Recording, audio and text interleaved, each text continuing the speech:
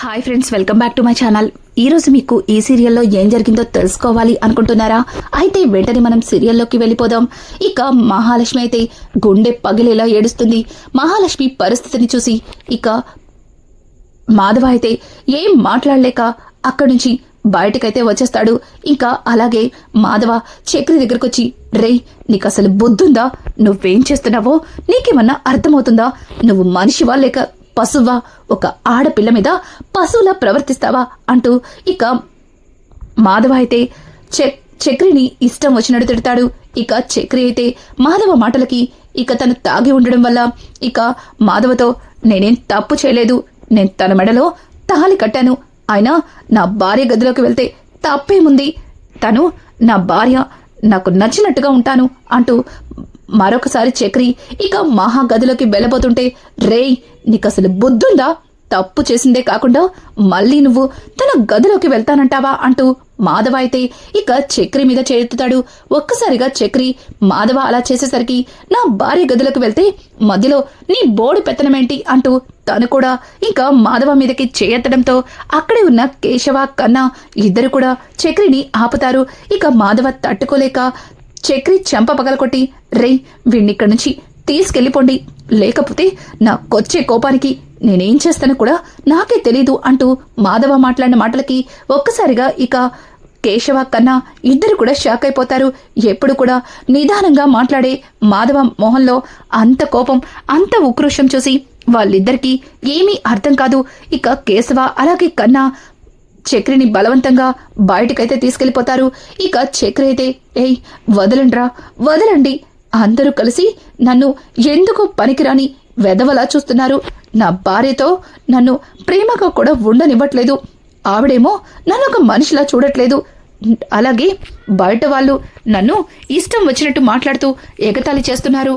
ఇక చక్రి అయితే తాగిన మత్తులో తన మనసులో ఉన్న బాధ మొత్తాన్ని కూడా బయటికి చెప్తూ అక్కడికక్కడే గుండె పగిలేలా ఏడుస్తూ ఇక నారాయణ మంచం మీదైతే పడుకుంటాడు. ఇక చక్రిని అట్లాంటి పరిస్థితుల్లో చూసిన కేశవ కూడా ఇక చక్రి బాధని అర్థం చేసుకుని తను కూడా మౌనంగా ఉండిపోతాడు. ఇక కన్నా అయితే మహాలక్ష్మి గదిలోకి చూడటంతో మహాలక్ష్మి చాలా భయంగా బెదురుగా ఎక్కెక్కి ఏడుస్తూ కనిపిస్తుంది. ఇక మహాలక్ష్మికి ఎలా నచ్చ చెప్పాలో అర్థం కాక వీళ్ళు కూడా గదిలోకి వెళ్లకుండా బయటే వాళ్ళు కూడా బాధపడుతూ కుమిలిపోతుంటారు. ఇక ఉదయాన్నే మహాలక్ష్మి గబగబా రెడీ అయ్యి వెళ్లిపోతుంటే ఒక్కసారిగా మాధవ, అమ్మా మహా ఎక్కడికమ్మా అని అడుగుతుంటే ఇక మహా అయితే ఆఫీస్కి వెళ్తున్నాను పెద్ది అంటూ ఇక తన మొహం కూడా చూడకుండా అక్కడి నుంచి ఆఫీస్కైతే వెళ్ళిపోతుంది. ఇంకా చక్రి చేసిన తప్పు ఉదయాన్నే చక్రి నిద్రలేచి చూసేసరికి తనకి రాత్రి జరిగిందంతా గుర్తుకొస్తుంది.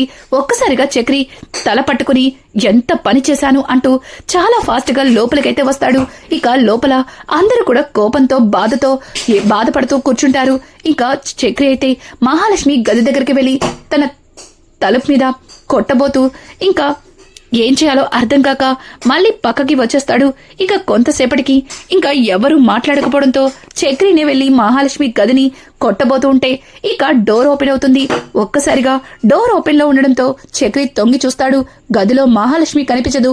ఇక అక్కడే ఉన్న కేశవని తను ఎక్కడుంది అని అడగడంతో ఇక కేశవ అయితే, ఇంకెక్కడుంది, తను ఆఫీస్కి వెళ్ళిపోయింది, రాత్రి నువ్వు చేసిన నిర్వాకానికి తనతో ఎలా మాట్లాడాలో, తనని ఎలా ఫేస్ చేయాలో అర్థం కావట్లేదు అంటూ ఇంకా కేశవ అయితే చక్రిని అసహించుకుని అక్కడి నుంచి వెళ్ళిపోతాడు.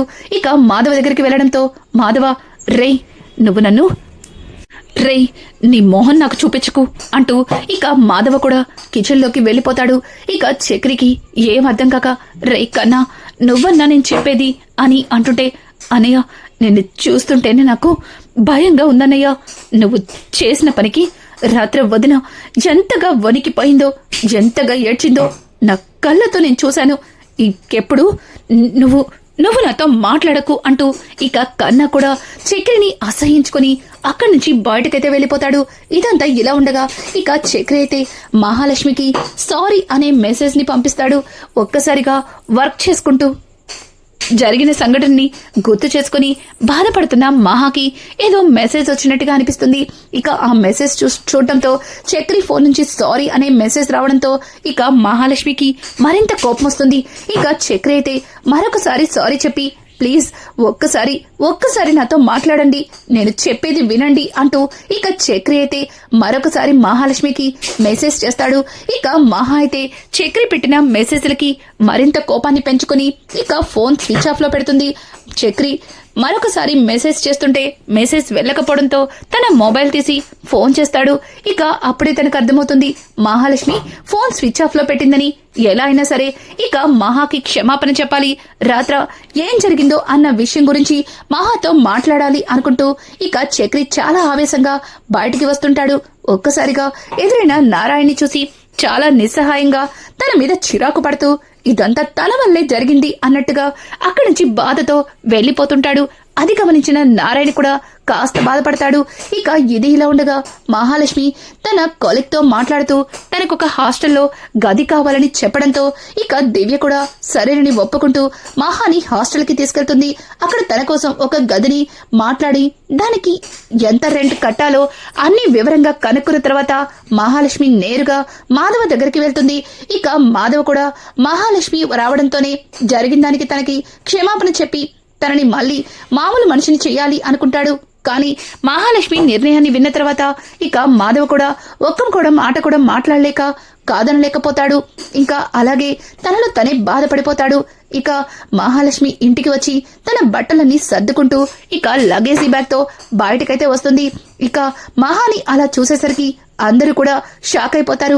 ముఖ్యంగా కన్నా అయితే గుండె పగిలేలా ఏడుస్తూ వదినా ప్లీజ్ వదినా నువ్వు ఇక్కడి నుంచి వెళ్ళొద్దునా, నువ్వు లేకపోతే ఈ ఇల్లు నాకు ఒక నరకంలా కనిపిస్తుంది వదినా ప్లీజ్ వదినా అంటూ కన్నా అయితే ఇంకా మహాని ఎంతగానో బ్రతిమలాడతాడు. మహా అయితే కన్నా మాటల్ని పట్టించుకోకుండా నేను ఇక్కడే ఉంటే ఇంకా కొంతమందికి లోకువైపోతాను, తర్వాత వాళ్ళు ఎట్లాంటి నిర్ణయాలన్నా తీసుకుంటారు. నేను మీతో ప్రేమగా ఉండడం వల్ల అతను తన కోసమే ఉన్నానంటూ తెగ ఫీల్ అవుతున్నాడు అంటూ ఇక మహా అయితే తన మనసులో ఉన్న కోపాన్ని అలాగే బాధని బయటకు కక్కుతుంది. అదంతా విన్న చక్రి తట్టుకోలేక ఎవండి మీ కాళ్ళు పట్టుకుంటారండి, ప్లీజ్ మీరు ఇక్కడి నుంచి వెళ్ళకండి, కావాలంటే నేనే వెళ్ళిపోతాను అంటూ ఇంకా చక్రి మాట్లాడుతున్న మాటలకి మహాలక్ష్మి కోపం తెచ్చుకొని అసలు మీ గురించి మీరేమనుకుంటున్నారు? మీరు చెప్పే అబద్ధాలని మీరు ఆడుతున్న నాటకాలని ఇంకా నేను గుడ్డిగా నమ్మి ఇక్కడే ఉంటానని ఎలా అనుకుంటున్నారు? మీరు నన్ను ఈ ఇంటికి ఏ ఉద్దేశంతో తెచ్చారో నాకు పూర్తిగా అర్థమైపోయింది. ఇక నేను ఇంట్లో ఒక్క క్షణం కూడా ఉండలేను అంటూ ఇక మహా వెళ్ళబోతుంటే మాధవ అమ్మా మహా నీతో నేను కూడా వస్తానమ్మా అంటూ తనే దగ్గరుండి మహాలక్ష్మిని హాస్టల్లో అడ్మిట్ చేసి ఇక అక్కడి నుంచి నేరుగా ఇంటికైతే వచ్చేస్తాడు. ఇంటికి వచ్చిన మాధవ్ని చూసి ఇక చక్రి తన కాళ్ళ మీద పడి బోరున ఏడుస్తాడు. ఇక మాధవ్ మాత్రం చక్రి ప్రవర్తనని చూసి తట్టుకోలేక కోపంతో చక్రిని దూరంగా నెట్టేసి అక్కడి నుంచి ఇక కిచెన్లోకి వెళ్ళిపోతాడు. ఇంకా మాధవ ప్రవర్తనకి చూసి చక్రి చాలా బాధపడుతూ ఇదంతా నేను చేసిన ఇక చక్రి చేసిన తప్పుకి గుండె పగిలేలా ఏడుస్తాడు. ఇక్కడ చూస్తే మహాలక్ష్మి హాస్టల్ రూమ్ లో ఉండి గతంలో ఇక చక్రి ఇంట్లో అందరితో కలిసిన కొన్ని సంఘటనల్ని గుర్తు చేసుకుంటూ చాలా బాధపడుతూ అలానే మంచం మీద నిద్రపోతుంది. అలాగే చక్రి కూడా ఇక ఇంటికి ఆరు బయట కూర్చుని తను మహాలక్ష్మితో కలిసి ఉన్న కొన్ని సంఘటనల్ని గుర్తు చేసుకుంటూ మరింత కుంగిపోతాడు. ఎలా అయినా సరే మహాలక్ష్మిని కలవాలి, మహాలక్ష్మికి క్షమాపణ చెప్పాలి అనుకుంటాడు. ఇక ఇది ఇలా ఉండగా నారాయణ అయితే ఉదయాన్నే హాస్టల్ బయట నుంచుని మహాలక్ష్మి ఎప్పుడెప్పుడు బయటికి వస్తుందా అని ఎదురు చూస్తూ ఉంటాడు. ఇక మహా అయితే ఉదయాన్నే లేవగానే ఇక పైనుంచి కిటికీలో నుంచి కిందకి చూస్తుంది. కింద నారాయణ కనిపించడంతో ఈయనంటి ఇక్కడికొచ్చాడు అంటూ ఇక మహా అయితే చాలా కంగారుగా కిందకైతే వస్తుంది. ఒక్కసారిగా నారాయణని చూసిన మహాలక్ష్మిని చూసిన నారాయణ అయితే అమ్మ మహాలక్ష్మి అంటూ తన దగ్గరకైతే వెళ్తాడు. ఇక మహాలక్ష్మి అయితే ఎందుకొచ్చారు ఇక్కడికి అంటూ అడగడంతో ఎందుకొచ్చానో నీకు తెలీదా? నీకోసమే వచ్చాను, నిన్ను చూడాలని వచ్చాను. ఉదయాన్నే లక్ష్మీదేవిలా కనిపించి నువ్వు ఆ ఇంట్లో లేవు, ఆ ఇంట్లో నాకు ఒక్క క్షణం కూడా ఉండాలనిపించట్లేదు. ఇక నారాయణ అయితే మహాలక్ష్మితో, అమ్మా మహాలక్ష్మి, నిజానికి ఆ రోజు చక్రి తప్పేమీ లేదు. వాడు అలా ప్రవర్తించడానికి ఒక విధంగా నేనే కారణం అంటూ ఇక నారాయణ అయితే జరిగిందంతా మహాకి చెప్పడంతో ఒక్కసారిగా మహాలక్ష్మి కోపంతో నారాయణ వైపైతే చూస్తుంది. ఇక నారాయణ అయితే, చూడమ్మా, వాడు ఏ తప్పు చేయలేదు. నేనన్న మాటలతోనే వాడు నీ విషయంలో ఆ విధంగా ప్రవర్తించాడు. వాడేంటో నీకు తెలీదా అమ్మా అంటూ ఇక నారాయణ అయితే మహాకి నచ్చ చెప్పాలని ప్రయత్నిస్తుంటే మహాలక్ష్మి ఇక నారాయణ మీద కోపంతో విరుచుకుపడుతుంది. అసలు మీరు మనిషేనా? ఇంత వయసు వచ్చింది, ఇలాంటివేనా నేర్పించేది అంటూ ఇక నారాయణని చెడమడ తిడుతుంది. నారాయణ మహాలక్ష్మికి 2 చేతులెత్తి దండం పెట్టి, నేను చేసిన తప్పకి నన్ను క్షమించమ్మా, కానీ నువ్విలా ఒంటరిగా ఇక్కడ ఉండడం బాగాలేదమ్మా అని అంటూ నారాయణ మహాకి ఏదో చెప్పబోతుంటే ఇక మహాలక్ష్మి, మీరొచ్చిన పని పూర్తయినట్టుందిగా, ఇక బయలుదేరండి అంటూ మహాలక్ష్మి అక్కడి నుంచి ఇక తన రూమ్ కైతే వెళ్ళిపోతుంది. నారాయణ ఇక మహాలక్ష్మి ప్రవర్తనకి నారాయణ మనసు చివుక్కుమంటుంది. ఇక నారాయణ బాధగా అక్కడి నుంచి వెళ్ళిపోతాడు.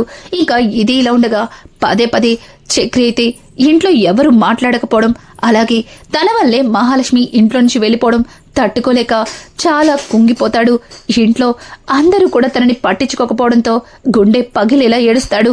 ఇక చక్రిని ఆ రకంగా చూసి కేశవ కాస్త బాధపడతాడు.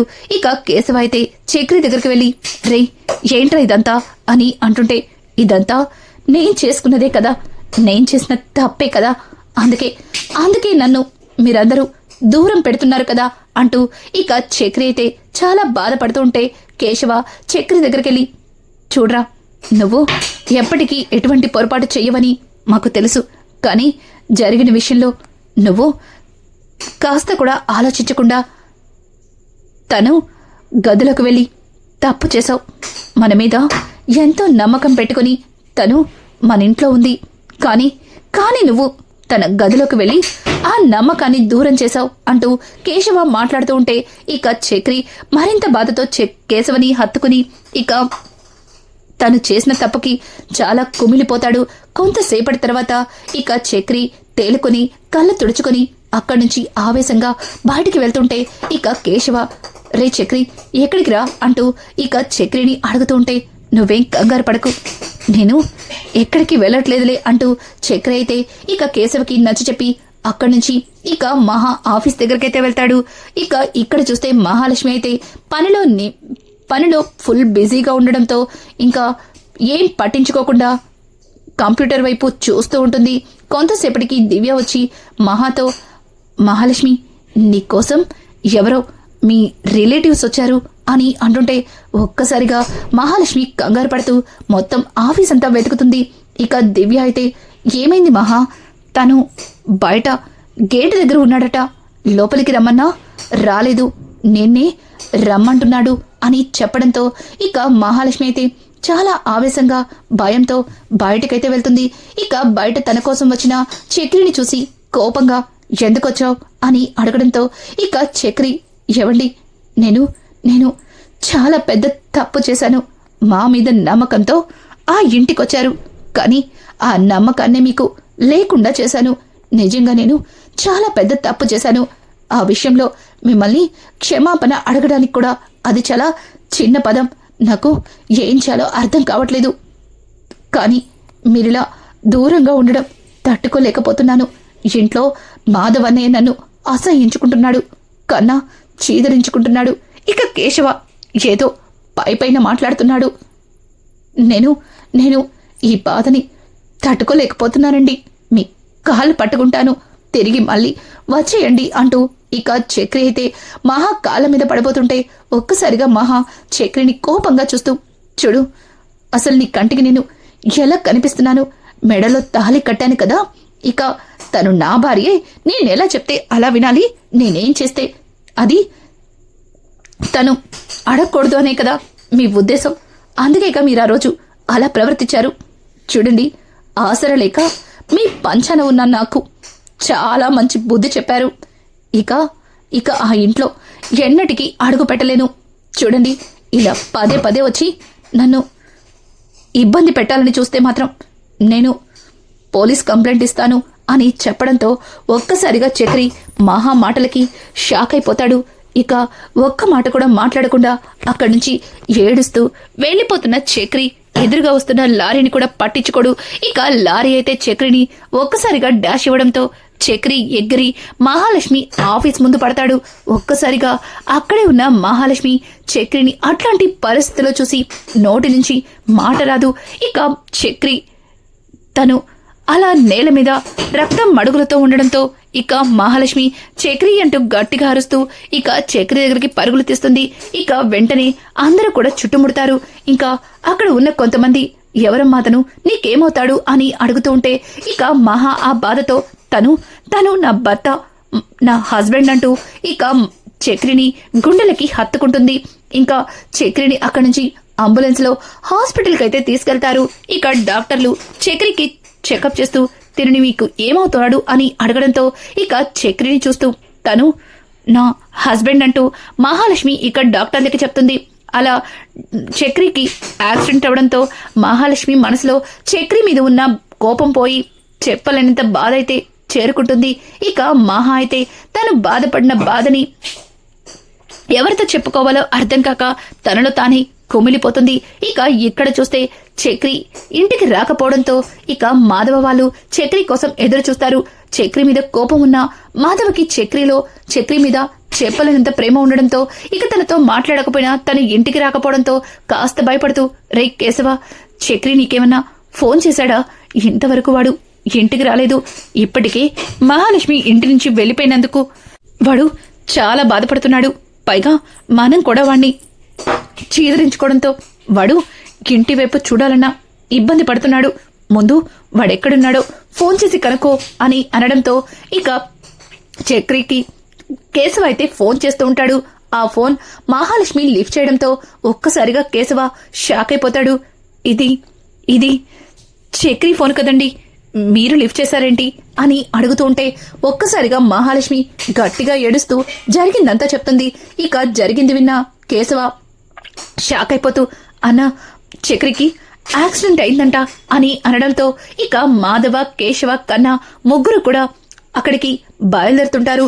ఇక ఇంతలో నారాయణ వాళ్ళ ముగ్గురిని చూసి కంగారుగా, రేయ్ ఏమైందిరా అని అడుగుతుంటే ఇంకా కన్నా అయితే చక్రి అన్నకి యాక్సిడెంట్ అయిందంట అని చెప్పడంతో ఇక నారాయణ కూడా బాధతో హాస్పిటల్కి అయితే బయలుదేరతారు. ఇక కొంతసేపటికి నర్స్ అయితే ఒక పేపర్ తీసుకొచ్చి దాని మీద మహాలక్ష్మిని సంతకాలు పెట్టమంటుంది. ఎందుకు అని అడగడంతో ఆయనకి చాలా బ్లడ్ లాస్ అయింది. పైగా ఆయనకి తగిలిన గాయాలు మామూలువి కాదు. ఆయనకి సర్జరీ చేసేటప్పుడు ఏదైనా జరగచ్చు అంటే ఇక మహా అయితే ఒక్కసారిగా షాక్ అయ్యి, ఏదైనా అని అంటుంటే, అంటే మేం చేసే సర్జరీ సక్సెస్ అవ్వాలనే కోరుకుంటాం, కానీ కొన్నిసార్లు ఆ సర్జరీలో పేషెంట్ ప్రాణాలు కూడా పోవచ్చు, అందుకే ఈ సంతకం అని చెప్పి నర్స్ అయితే మహాకి సంతకం అడుగుతుంది. ఇక మహా అయితే చాలా బాధతోనే దాని మీద సంతకం పెట్టి గుండె పగిలేలా ఏడుస్తుంది. రానున్న ఎపిసోడ్స్ లో ఇక మహాలక్ష్మి మనసులో చక్రి మీద ప్రేమ మొదలవుతుందా? ఇక చక్రి మహాలక్ష్మి ఒక్కటవబోతున్నారా? ఇలాంటి లేటెస్ట్ ఎపిసోడ్స్ మరిన్ని కావాలి అనుకుంటే మా ఛానల్ ని సబ్స్క్రైబ్ చేసుకోవడం మాత్రం మర్చిపోకండి. Thanks for watching. Hi friends.